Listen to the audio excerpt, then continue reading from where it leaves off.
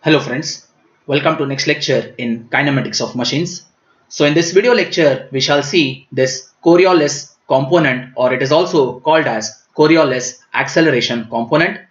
So to know more about this Coriolis component, please stay tuned with this video lecture. So in this video lecture we shall be explaining you the concept of this Coriolis component. We shall be also determining its magnitude and direction in this video lecture. So please stay tuned with this video lecture. Before we begin with the lecture, I request you to please subscribe to this YouTube channel. Please press the bell icon for the latest notifications of this video lectures on this channel. Please follow us on Twitter, Instagram and Facebook. The links are in the description below. So friends, let's begin with the video lecture. Now here we have already seen the determination of acceleration graphically in the previous lectures. So here you can refer to the video which will appear on top right corner as YouTube iCard, how to determine the acceleration of any 4-bar mechanism or the slider crank mechanism. We know that every link has the two components, that is the radial acceleration component and the tangential acceleration component. So the resultant acceleration component FAB will be vector sum of the radial acceleration component of the link AB plus the tangential acceleration component of the link AB. Now here this condition is true if the distance between the 2 points is fixed, that is if the distance between the point A and point B is fixed. But if the distance between the points is not fixed, that is the point B which was fixed now moves with the total acceleration, we have one more acceleration component which is known as Coriolis component, and this we shall see with the figure over here in this video lecture.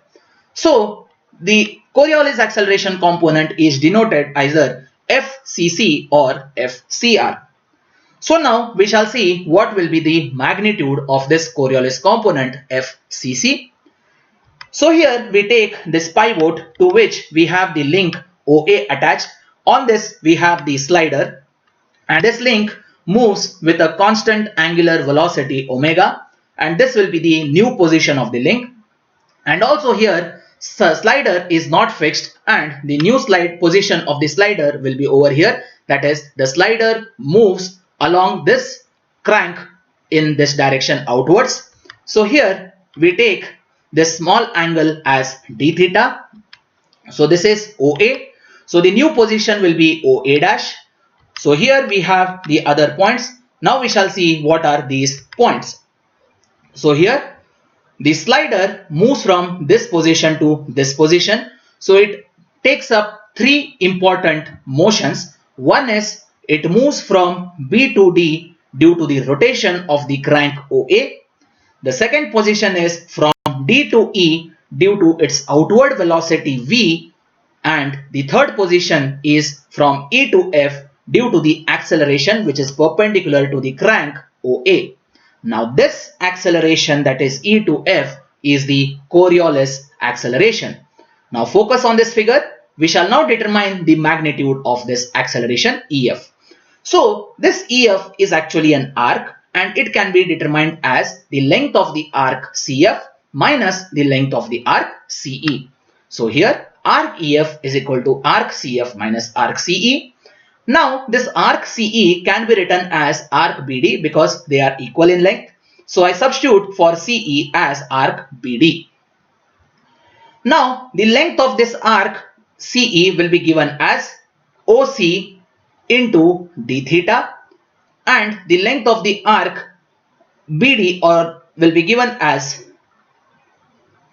OB into d theta. So now here we write this as the arc CF will be OC into d theta and arc DB will be OB into d theta. So we write here, so this becomes OC minus OB into d theta. So what is OC minus OB? That is OC minus OB will be nothing but CB or BC. So this is written as BC d theta. Now we have seen that BC is equal to DE in the same length. So this becomes DE d theta. Is that clear? Now we shall move to the next step.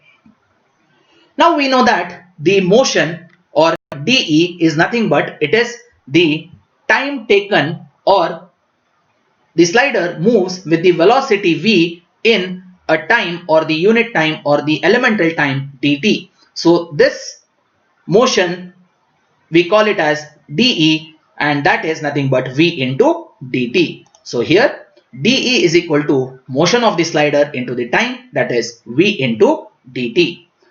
So with this we can write this dE upon dt will be equal to omega, or d theta will be omega into dt. Sorry, this is d theta upon dt equal to omega, or d theta will be equal to omega dt. Now this we take as equation number 1, and we shall focus on this equation 1, that is arc EF is equal to dE into d theta. So we shall substitute this value dE as v dt and d theta as omega dt. So the next equation we get, that's arc EF is equal to v into omega into dt square. Now if it is assumed that the acceleration FCC, that is this Coriolis acceleration FCC, is constant, the displacement EF can be written as this equation, that is EF will be equal to half of FCC into dt square. So this can be given by the equation h is equal to ut plus half at square. So in this case a is nothing but f, and we have the initial velocity u as 0. So this becomes h is equal to half ft square, and that is what we have written over here. Now also for the small angles, we have the small arc EF. This can be assumed as a straight line, and we can just write arc EF as EF. So we can write from equation number 2, that is this is equation number 2, and equation number 3, that is we have got here. So 2 and 3, this can be written as v omega dt square, I keep it over here, and EF can be written as half FCC into dt square. So upon simplifying, we get this FCC as 2v into omega. So what does this mean? That the Coriolis acceleration component, which is perpendicular to this link OE, will be 2 times the velocity of the slider into the angular velocity of the crank.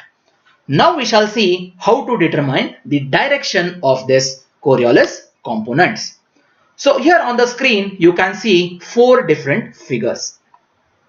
So first case is when the angular velocity of the link is in counterclockwise direction, that is link OA rotates clockwise, and the velocity of the slider is outside.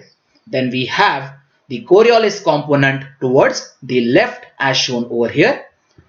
If keeping the outward motion of the slider but changing the rotation of the crank into clockwise direction, the Coriolis component will shift from left to right, as you can see here in this figure. Coming to the second case, we have the angular motion of the crank in counterclockwise direction, but this time the slider velocity moves in the inside, that is slider moves with velocity v inwards and not outwards as in the first case. So this case is equivalent to the second case, and we have the right orientation or right side direction of this FCC. Similarly, if the crank rotates in clockwise and the slider rotates moves inwards, then the Coriolis component will be in the left direction. So these are the cases. Anti-clockwise outwards we have left, clockwise outwards we have right, anti-clockwise inwards it is left, and clockwise and inwards it is right. Left. That is what you need to remember. So we shall again explain you how to remember this. Counterclockwise or anti-clockwise and outward of the slider, it is to the left. Clockwise motion of the crank and outward motion of the slider, it is to the right. Counterclockwise motion of the crank and inwards motion of the slider, it is to the right. Clockwise motion of the slider crank and the inward motion of the slider, it is to the left. So with this figure you can remember and you can determine the direction of Coriolis components. So that's all friends in this video lecture. So if you have liked this video lecture, please like and share this video with your friends. Please subscribe to our YouTube channel, press the bell icon for the notifications. Follow us on Twitter, Instagram and Facebook, and this will be the ID common to all this. The links are also there in the description. So thank you very much.